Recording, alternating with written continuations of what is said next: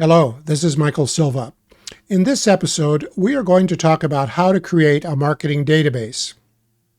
A marketing database is a tool that allows you to store and manage information about the people who can buy your services directly or who can connect you to other people who can. Your marketing database will become the foundation for all of your sales and marketing efforts, including direct sales calls, mailings, and other promotional activities.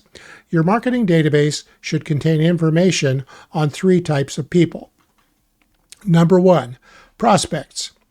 A prospect is a prospective client, someone with whom you would like to do business. Prospects are the actual people to whom you will sell your services. Number two, influencers. Influencers are people who may not buy your services directly, but who can refer you to prospects who can. Influencers can include professional advisors, consultants in related fields, and sellers of security products and services. Number three, past clients.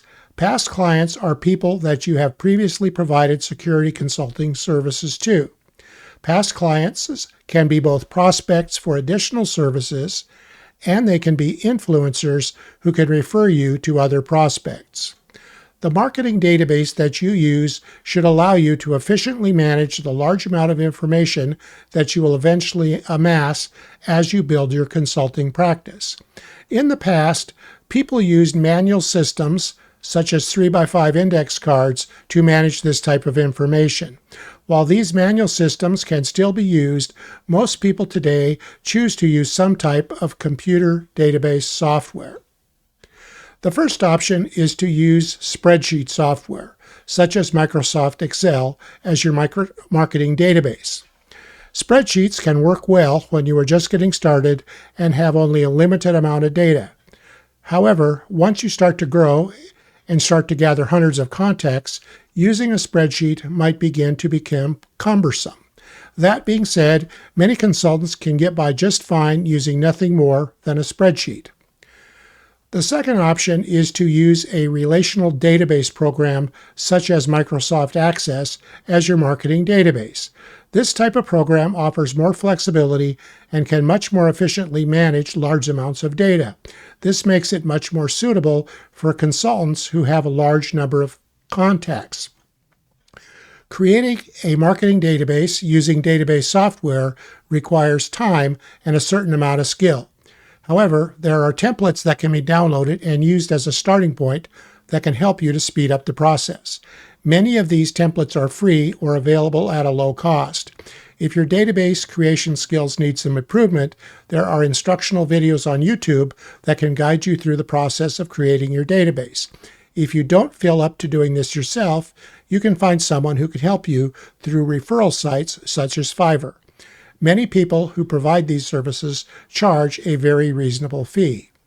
The third option is to use Customer Relationship Management, CRM, software. This software is specifically designed to manage information regarding your prospects and clients and includes many tools that can make selling easier. CRMs offer many powerful features that go well beyond what can be accomplished using the first two options that we discussed, and these systems can easily handle thousands of contacts. Most CRM software used today is cloud-based and is available for a modest monthly subscription fee. Some CRMs are free to use until your database reaches a certain size, at which time a subscription fee is required. Once you have chosen a type of database to use, you need to choose how you will set it up. Databases have records, which are electronic forms on which information on one particular person, company, or item is stored within the database. Within each record are fields in which individual pieces of data, such as name and telephone number, can be stored.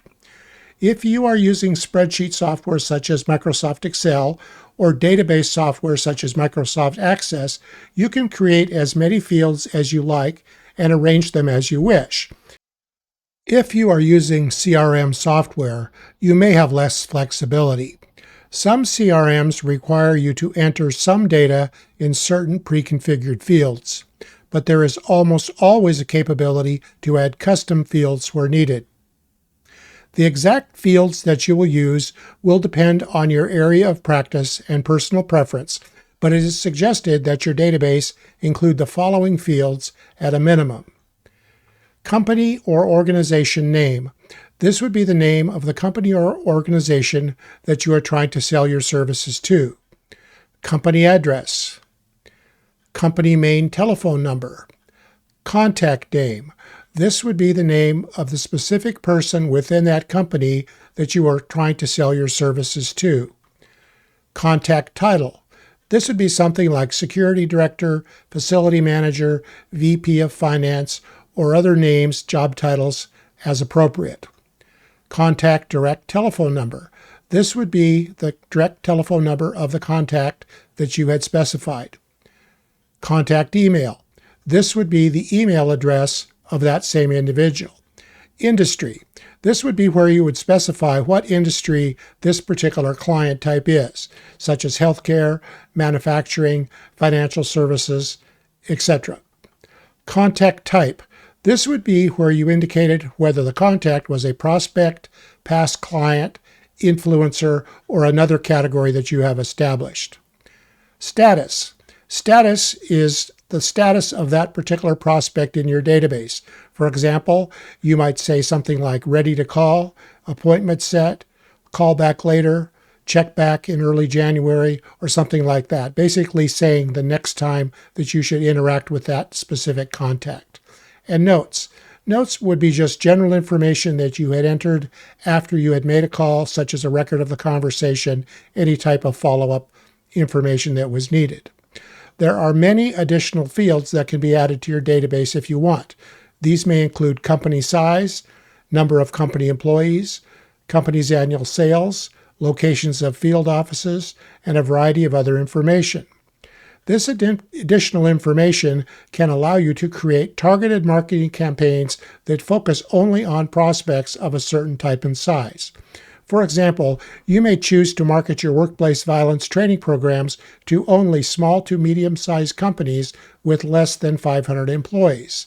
Having data on the number of employees in your database would easily allow you to target companies that met this criteria.